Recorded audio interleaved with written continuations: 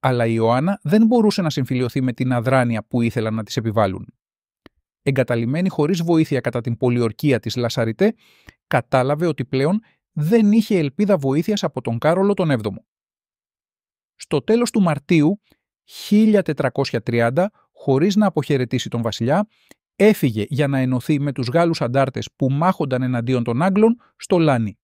Τώρα, κατά τη διάρκεια της Μεγάλης Εβδομάδας, καθώς μόλις είχε ακούσει τη Θεία Λειτουργία και κοινωνήσει στην εκκλησία του Αγίου Ιακώβου της Κομπιένης, αποσύρθηκε σε ένα στήλο της εκκλησίας και άρχισε να κλαίει.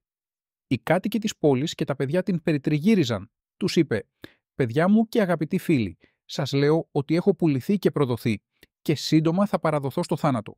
Σας παρακαλώ να προσευχηθείτε για μένα, γιατί δεν θα έχω ξανά τη δύναμη να προσφέρω οποιαδήποτε υπηρεσία στον βασιλιά και στο βασίλειο της Γαλλίας».